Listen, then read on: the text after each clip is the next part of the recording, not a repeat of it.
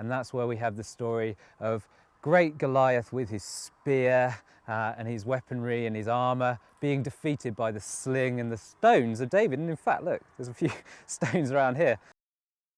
Well, after the book of Ruth comes 1 Samuel, and this is the build-up for the arrival of the kings of Israel.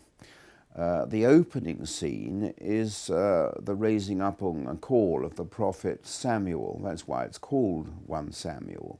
Samuel's mother, Hannah, hadn't got any children, and Hannah was so disturbed why she hadn't got any children, and she prayed and prayed that God would give her children, so much so that when she was praying in the temple, the priest thought she must be drunk because her lips were moving and so on.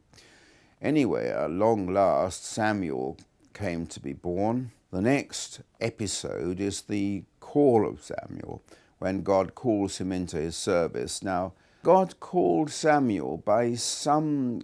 We can't imagine quite what happened. Samuel thought it was a physical voice and thought that the priest with whom he lived must be calling him. And he went in 3 times to Eli and said, "You did call me." And Eli said, "Well, I didn't call you and I didn't hear anything." He said, in the end, Eli said, "Oh, it must be the Lord calling you, because I can't think why else you should think somebody's calling you."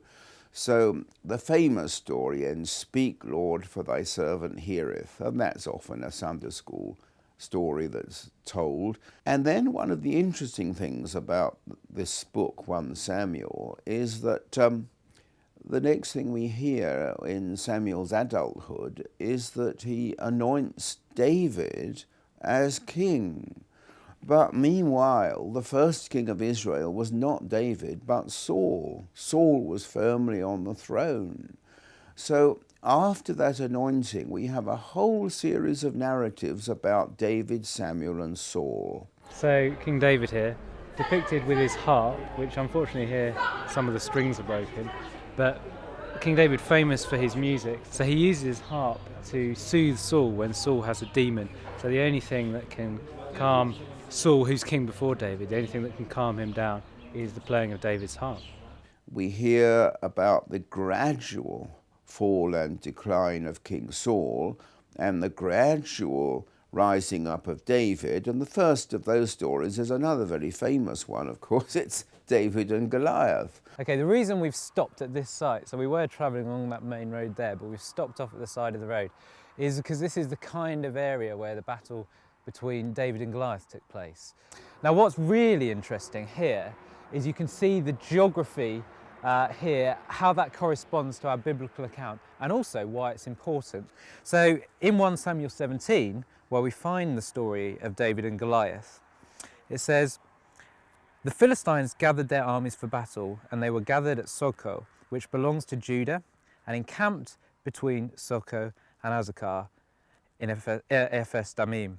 And Saul and the men of Israel were gathered and encamped in the valley of Elah."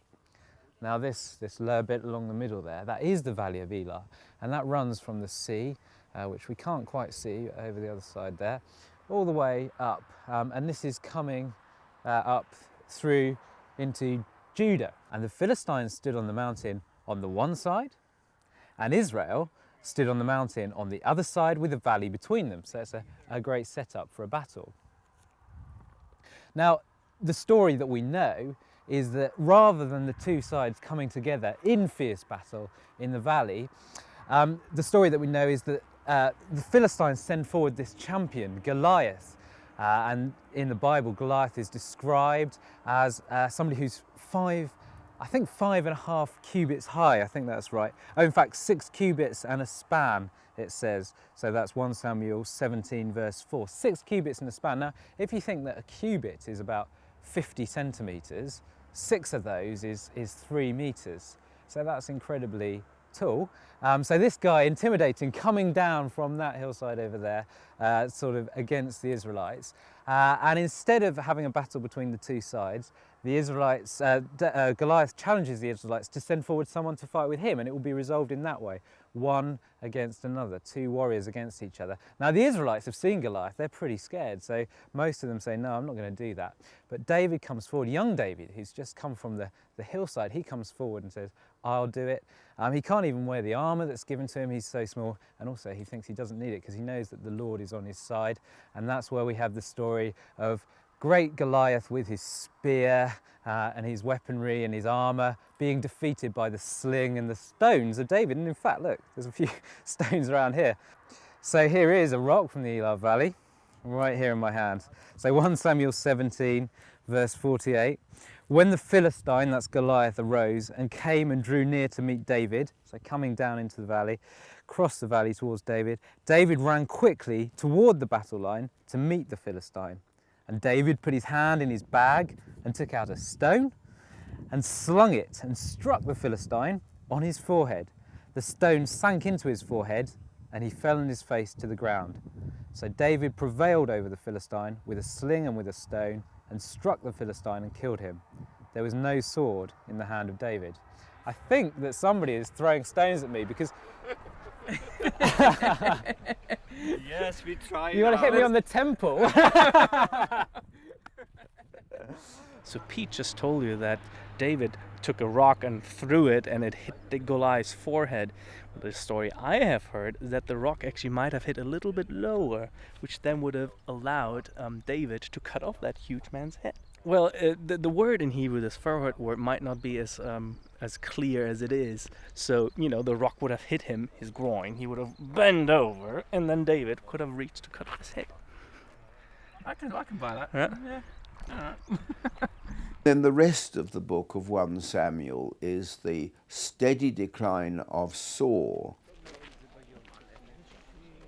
We are standing in front of the tell of Bet-Shean, a famous city mentioned in the Old Testament and then flourished throughout the centuries. But for our purpose at the moment, we are just dealing with the story of the first king of Israel, the King Saul, and his son Jonathan, and his final battle against the Philistines, not far away here in this direction to the south, in the mountains of Gilboa. And this final battle, Saul against the Philistines lost, and so he gets killed together with his son Jonathan.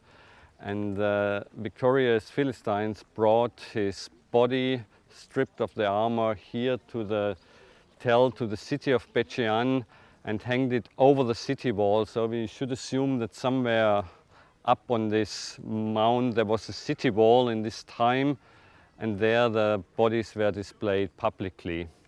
And then in the night some brave Israelites from across the Jordan in the other direction came in the night, took away the bodies and buried them properly in their hometown. So this is in a way the end of the book of 1 Samuel, the end of Saul and his kingdom. And then we go to the beginning of this book of 2 Samuel, and there we have how David, who will be the future king of Israel, received the message of the death of Saul and Jonathan. And then in the first chapter we have a wonderful song in lament of David and Jonathan, where he makes clear the mountains of Gilboa should never have any rain because they have drunk the blood of these two famous soldiers of Israel.